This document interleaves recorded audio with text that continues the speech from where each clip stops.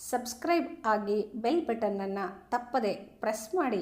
ನಮಸ್ಕಾರ ವೀಕ್ಷಕರೇ, ಜಾನಪದ ಕಣಜ 228ಕ್ಕೆ ತಮ್ಮೆಲ್ಲರಿಗೂ ಸ್ವಾಗತವನ್ನ ಬಯಸ್ತಾ ಇದ್ದೇನೆ.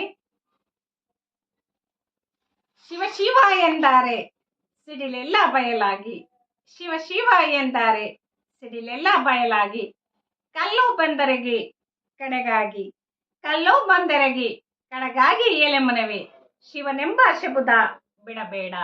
ಕಲ್ಲು ಬಂದೆರಗಿ ಕಡೆಗಾಗಿ ಎಲೆ ಮನವಿ, ಶಿವನೆಂಬ ಶಬುದ ಬಿಡಬೇಡ. ಇಲ್ಲಿ ಜಾನಪದರು ಯಾರನ್ನ ನಂಬಿಲ್ಲ, ಅವರು ನಂಬಿರುವಂತಹದ್ದು ದೈವವನ್ನ. ಆ ದೈವತ್ವದ ಆ ನಂಬಿಕೆಯಿಂದ ಅವರು ಬದುಕನ್ನ ಸಾಗಿಸ್ಕೊಂಡು ಬಂದಂಥವ್ರು. ಮಳೆ ಬೆಳೆ ಬರಬೇಕು ಅಂತ ಹೇಳಿದ್ರೆ ಪ್ರಕೃತಿ ಅವರಿಗೆ ಸಹಾಯಕವಾಗಿ ನಿಲ್ಬೇಕು. ಹಾಗಾಗಿ ಇಡೀ ಪ್ರಕೃತಿಯನ್ನ ಆರಾಧಿಸ್ತಾ ಗೌರವಿಸ್ತಾ ಎಲ್ಲ ಒಂದ್ ಕಡೆಗೆ ಭಾವುಕರಾಗಿ ಒಂದು ಅಧ್ಯಾತ್ಮದ ನೆಲೆಯಲ್ಲಿ ತಮ್ಮ ಚಿಂತನೆಗಳನ್ನ ಹರಿಸ್ತಾ ಬದುಕನ್ನ ಸಾಗಿಸಿಕೊಂಡು ಸಮೃದ್ಧವಾಗಿ ಬಾಳ್ವೆಯನ್ನ ಮಾಡಿದಂಥವ್ರು ಅಂತ ಹೇಳಿದ್ರೆ ನಮ್ಮ ಜನಪದರು ಅಂತ ಹೇಳಿ ಕರ್ಕೊಳ್ಬೇಕಾಗ್ತದೆ. ಅದಕ್ಕಾಗಿನೇ ಅವರು ಒಂದ್ ಕಡೆ ಹೇಳ್ತಾರೆ, ಜನರು ಕೊಟ್ಟಿದ್ದು ಇರ್ಲಿಕ್ಕೆ ಸಾಧ್ಯ ಇಲ್ಲ, ಆ ಭಗವಂತ ಕೊಟ್ಟಾಗ ಮಾತ್ರ ಅದು ಇರ್ಲಿಕ್ಕೆ ಸಾಧ್ಯ ಅಂತೇಳಿ ಬಹಳ ಮಾರ್ಮಿಕವಾಗಿ ಹೇಳ್ತಾರೆ. ಮಂದೇನೋ ಕೊಟ್ಟೀತು ಮನವೇನು ತಣಿದೀತು, ಮಂದಿ ಎಷ್ಟು ಕೊಟ್ರು ಏನು ಮನಸ್ಸಿಗೆ ತಣಿಲಿಕ್ಕೆ ಸಾಧ್ಯ ಇಲ್ಲ. ಮುಂಜಾನ ದಾನ ಗಿರಿಮಲ್ಲ ಕೊಟ್ಟಾರೆ, ಮುಂಜಾನ ದಾನ ಗಿರಿಮಲ್ಲ ಕೊಟ್ಟಾರೆ, ಮನೆ ತುಂಬಿ ನಮ್ಮ ಮನ ತುಂಬಿ, ಮನೆ ತುಂಬಿ ನಮ್ಮ ಮನ ತುಂಬಿ. ಇಲ್ಲಿ ಮನೆ ತುಂಬಿ ನಮ್ಮ ಮನ ತುಂಬಿ, ಗಿರಿಮಲ್ಲ ಕೊಡೋದು ಬರೀ ಮನೆಯನ್ನ ತುಂಬಿಸ್ಲಲ್ಲ, ಮನಸ್ಸನ್ನ ತುಂಬಿಸ್ತಾನೆ.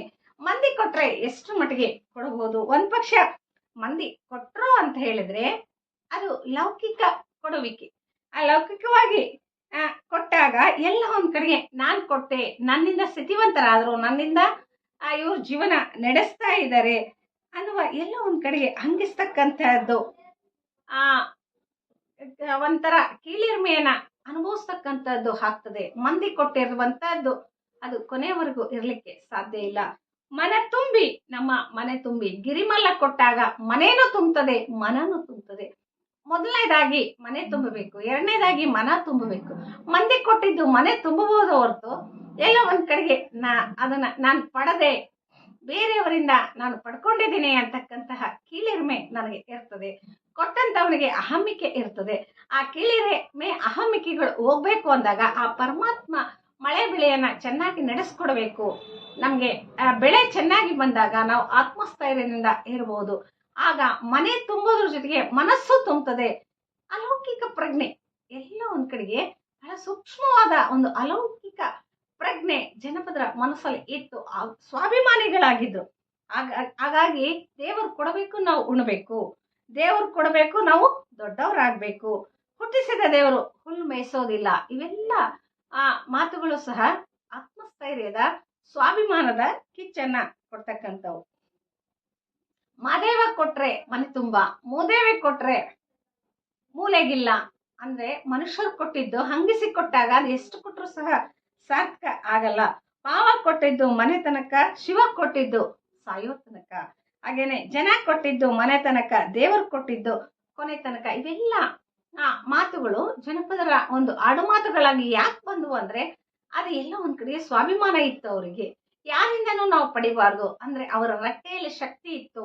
ನಾವು ದುಡಿದು ಉಣಬೇಕು, ಬೆವರು ಸುರಿಸಿ ಕಷ್ಟಪಟ್ಟು ದುಡಿದಾಗ ಮಾತ್ರ ಅಲ್ಲಿ ನಮಗೆ ಒಂದು ಸ್ವಾಭಿಮಾನ ಇರ್ತದೆ, ಸಮಾಧಾನ ಇರ್ತದೆ. ಮನೆ ಮನಸ್ಸು ಎರಡೂ ಸಹ ಚೆನ್ನಾಗಿರ್ಲಿಕ್ಕೆ ಸಾಧ್ಯ ಆಗ್ತದೆ ಅಂತ ಹೇಳಿ ಹೇಳ್ತಾರೆ. ಅದ್ರ ಜೊತೆಗೆ ಮಂದಿಯನ್ನ ನಂಬಿ ಬದುಕಿಲ್ಲ ಯಾವತ್ತಿಗೂ ಜನಪದರು. ಆ ಪರಮಾತ್ಮರನ್ನ ನಂಬಿದ್ರು, ಭೂಮಿ ತಾಯಿಯನ್ನ ನಂಬಿದ್ರು, ಪ್ರಕೃತಿಯನ್ನ ನಂಬಿದ್ರು, ಅದರ ಮೇಲೆ ನಂಬಿಕೆಯನ್ನ ಇಟ್ಟು ಕೃಷಿ ಕೆಲಸವನ್ನ ಮಾಡಿದ್ರು. ಅದಕ್ಕಾಗಿ ಹೇಳ್ತಾರೆ, ಮಂದಿ ಮಂದಿ ಎಂದು ಮಂದಿ ನಂಬಲು ಹೋದ, ಮಂದಿ ಮಂದಿ ಎಂದು ಮಂದಿ ನಂಬಲು ಹೋದಿ, ಮಂದಿ ಬಿಟ್ಟಾರ ನಡು ನೀರ, ಮಂದಿ ಬಿಟ್ಟಾರ ನಡು ನೀರ ಮಲ್ಲಯ್ಯ, ತಂದಿ ನನ್ನ ಕೈಯ ಬಿಡಬೇಡ. ಮಂದಿ ಏನಾದ್ರೂ ಬಿಟ್ರೆ ಬಿಡ್ಬೋದು ಯಾವತ್ತಾದ್ರೂ ಕೈ, ಆದ್ರೆ ಆ ಮಲ್ಲಯ್ಯ ಗಿರಿಮಲ್ಲ, ಆ ಗಿರಿಮಲ್ಲ ಇವತ್ತಿಗೂ ನಮ್ಮ ಕೈಯನ್ನ ಬಿಡಲ್ಲ. ಗಿರಿ ಗೌಹಾರಗಳು ಸಹ ಅವನಿಗೆ ಆಧ್ಯಾತ್ಮಿಕ ಒಂದು ಭಕ್ತಿಯ ಪ್ರಖರತೆಯ ಒಂದು ಕೇಂದ್ರ ಸ್ಥಾನಗಳಾಗಿ ಜನಪದ ಮುಗ್ಧ ಮನಸ್ಸಿನಲ್ಲಿ ಇತ್ತು. ಹಾಗಾಗಿ ಗಿರಿಮಲ್ಲನನ್ನ ಅವರು ಹೊಗಳುತ್ತಾರೆ. ಗಿರಿಮಲ್ಲನಿಗೆ ಅವರು ಆಧರಿಸ್ತಾರೆ, ಗಿರಿಮಲ್ಲನನ್ನ ಆರಾಧನೆ ಮಾಡ್ತಾರೆ. ಅಂದ್ರೆ ಗಿರಿ ಗೌಹಾರಗಳಲ್ಲಿ ಇರ್ತಕ್ಕಂತಹ ಪ್ರಕೃತಿ ಎಲ್ಲ ಚರಾಚರ ವಸ್ತುಗಳಲ್ಲಿ ಇರ್ತಕ್ಕಂತಹ ಆ ಒಂದು ಪ್ರಕೃತಿಯ ಶಕ್ತಿ ಏನಿದೆಯಲ್ಲ ಅದೆಲ್ಲವೂ ಭೂಮಿ ತಾಯಿಯ ಮಡಿಲಲ್ಲಿ ಇರುವಂತಹದ್ದು, ಸೂರ್ಯ ಚಂದ್ರರ ಒಂದು ಬೆಳಕಿನ ಅಡಿಯಲ್ಲಿ ಇರ್ತಕ್ಕಂಥದ್ದು. ಹಾಗೇನೆ ಆಕಾಶ ಆಕಾಶ ಆಗ್ಬೋದು, ನದಿ ಆಗ್ಬೋದು, ಗಾಳಿ ಆಗ್ಬೋದು, ಇವೆಲ್ಲವೂ ಸಹ ಆರಾಧಿಸ್ತಕ್ಕಂತಹ ವಸ್ತುಗಳು ಜನಪದರಿಗೆ. ಇವುಗಳಲ್ಲಿ ಎಲ್ಲವೂ ಸಹ ತಮ್ಗೆ ಒಂದು ಸಹಾಯಕವಾಗಿ ಆಗ್ಬೇಕು ಅಂದಾಗ ಆ ಗಿರಿಮಲನ ಸಹಕಾರ ಬೇಕು. ಗಿರಿಯಲ್ಲಿ ಪ್ರಕೃತಿ ಆಲಯದಲ್ಲಿ ಇರ್ತಕ್ಕಂತಹ ಆ ಪರಮಾತ್ಮನನ್ನ ಅವರು ನೆನೆಸ್ತಾ ತಮ್ಮ ಒಂದು ಶ್ರಮದ ಬದುಕನ್ನ ಸಾಗಿಸ್ಕೊಂಡು ಹೋದಂಥವ್ರು. ಆ ಶ್ರಮಿಕ ವರ್ಗದ ಬದುಕು ಸಾರ್ಥಕ ಆಗ್ಬೇಕು ಅಂದಾಗ, ಮನಸ್ಸು ಹಗರಾಗ್ಬೇಕು ಅಂದಾಗ ಅಲ್ಲಿ ಅವರು ಹಾಕಿರ್ತಕ್ಕಂತ ಶ್ರಮಕ್ಕೆ ಪ್ರತಿಫಲವಾಗಿ ಧಾನ್ಯಗಳು ಸುಗ್ಗಿಯ ಕಾಲದಲ್ಲಿ ಮನೆಗೆ ಬರಬೇಕಾಗ್ತದೆ, ಸಮೃದ್ಧಿಯಾಗಿ ಬೆಳೆ ಬೆಳಿಬೇಕಾಗ್ತದೆ. ಈ ಎಲ್ಲದರ ಹಿನ್ನೆಲೆಯಲ್ಲಿ ಇರ್ತಕ್ಕಂಥವನು ಪರಮಾತ್ಮ. ಅವನನ್ನ ನಂಬಿದಾಗ ಮಾತ್ರ ನಾವು ಬದುಕಲಿಕ್ಕೆ ಸಾಧ್ಯ. ಯಾರನ್ನ ನಂಬಿ ಯಾರೋ ಕೊಡ್ತಾರೆ ಅಂತ ಬದುಕಿದ್ರೆ ಆ ಬದುಕು ಪರಿಪೂರ್ಣ ಆಗ್ಲಿಕ್ಕೆ ಇಲ್ಲ ಅನ್ನುವ ಒಂದು ಆತ್ಮಸ್ಥೈರ್ಯದ ಮಾತನ್ನ ಇಂತಹ ತ್ರಿಪದಿಗಳ ಮೂಲಕ ಜಾನಪದರು ಕಟ್ಟಿ ತಮ್ಮ ಒಂದು ಘನ ಬದುಕನ್ನ, ಗೌರವಯುತವಾದ ಬದುಕನ್ನ, ಸ್ವಾಭಿಮಾನದ ಆ ಒಂದು ಸಂಕೇತವನ್ನ ಇಂತಹ ತ್ರಿಪದಿಗಳ ಮೂಲಕ ಹೇಳಿದರೆ ಕೂಡ ಧನ್ಯವಾದಗಳು.